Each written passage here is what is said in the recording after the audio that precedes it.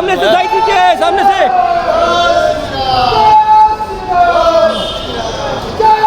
Video करिए।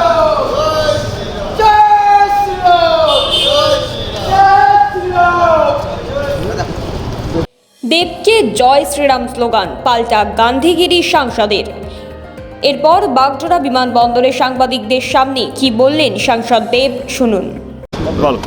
দেবদা, দ্বিতীয় দফার ফের প্রচারে আপনি হ্যাঁ, কি বলবেন? কিছু বলার নেই। আমার মনে হয় কি বাংলার মানুষকে অনুরোধ করবো,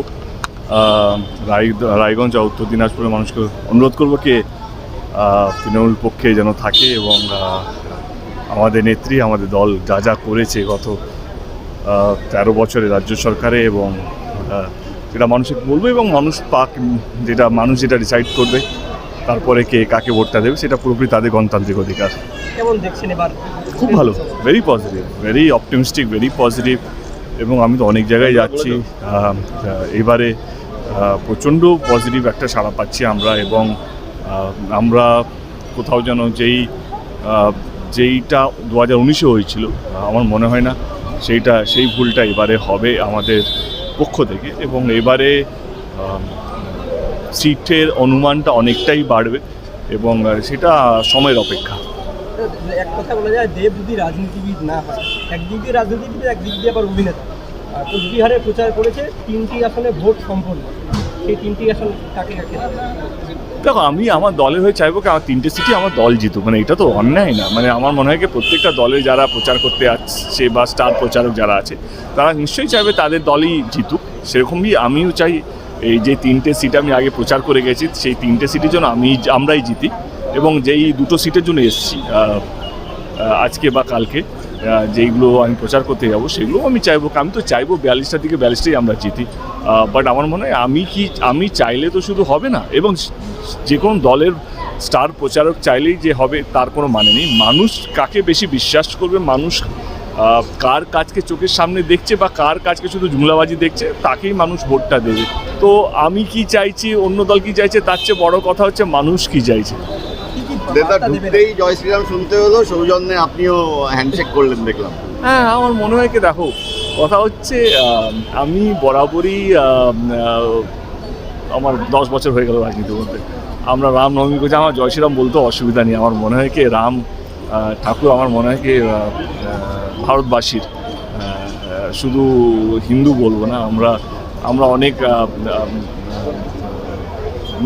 দরগাতেও যাই। তো সেই জায়গা থেকে অনেক মুসলিমরা শিরডি সাই বাবাতেও যায়। তো আমাদের দেশে আমার মনে হয় কি ভারতবাসীকে ধর্ম শেখাতে আসবেন না। এবং ঠিক আছে, কিছু কিছু উত্তেজিত হয় না কি কর্মীরা বিরোধী দলকে দেখলে, এরপর আমার মনে হয় কি ঠিক আছে, একটু দেবকে দেখলে একটু স্লোগান হবে না, তাহলে কি মানে? আচ্ছা, দেব জানে কীভাবে পুরো ব্যাপারটা হ্যান্ডেল করতে হয়। আমার মনে হয় সব কিছু রাগ অভিমান দিয়ে হয় না, কিছু কিছু জিনিস ভালোবাসা দিয়েই হয়, এবং যেটা দেখতেও পেলে। ঠিক আছে, উনি বিজেপি কর্মী না, উনি আমার ভারতবাসী। তার সবচেয়ে বড় পরিচয় হচ্ছে উনি ভারতবাসী, এবং আমরাই বিভাজন করে রেখেছি। আমরা হিন্দু, মুসলিম, টিএমসি, বিজেপি, গরিব বা বড়লোক, এইভাবে মানে ওদেরও দোষ না, বড় বড় নেতারা এইভাবে বিভাজন করে রাখে। বাট আমি সেই বিভাজনে বিশ্বাস করি না, সবই ভারতীয়। আমরা চাই যেই জিতুক না কেন ভারত দেশটা যেন উন্নতি করে। এই নির্বাচনটা হচ্ছে যে দেশকে এগিয়ে নিয়ে যাবে।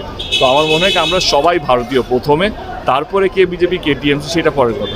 মনে হলো যে আজকেই শুরুতে দেব দেব স্লোগান ছাড়া জয় শ্রীরাম না, ঠিক আছে, এইটা আরও বেশি ভালো। তো এইটা যদি কন্টিনিউ হতো তাহলে খারাপটা লাগতো। দল আপনাকে কিছু বলবে না তো? জয় শ্রীরাম স্লোগানের পরে হাত মিলালেন কেন? দল কেন বলবে? এই যে আপনি যে প্রবলেমটা হচ্ছে আপনার প্রশ্নটা ভুল করছেন।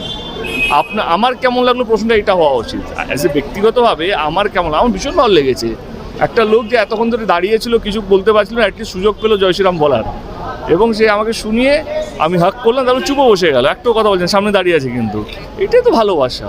আমার মনে হয় সব কিছু যুদ্ধ উচ্চবাচ্য কথা বলে হয় না, চিৎকার করে হয় না, কখনো একটা সিম্পল ভালোবাসা, একটা সিম্পল হাগেই হয়ে যায়। তো সেটা সবচেয়ে বড় প্রমাণ, তোমাদের সামনের প্রমাণ। মানে এইটা তো আমার সাজানো না, বা উনিও জানতেন না আমি বেরোবো কি বেরোবো না। উনি নিজের দলের কোনো কর্মীর জন্য বা নেতার জন্য ওয়েট করছেন। আমরা এইটাই সবচেয়ে বড় উদাহরণ, এটাই সবচেয়ে বড় এক্সাম্পল। আপনার ঘাটাল সিট কতটা কনফিডেন্স আপনি? দেখো, জীবনের কোনো জিনিস কনফিডেন্স হয় না, কোনো জিনিস শিওর শট হয় না। ঘাটালে এখন নির্বাচন এখনও 1 মাস বাকি। সব পক্ষের জীবন দিয়ে চেষ্টা করছে মানুষকে তার দলের প্রতি বিশ্বাস করানো, এবং আমিও করছি। মানুষ 25শে মে যাকে বেশি বিশ্বাস করে তাকে ভোটটা দেবে, এবং রেজাল্ট যাই হোক না কেন সেটা আমি মাথা পেতে নিয়ে নেবো। হিরণ তো অনেক কিছুই বলছে।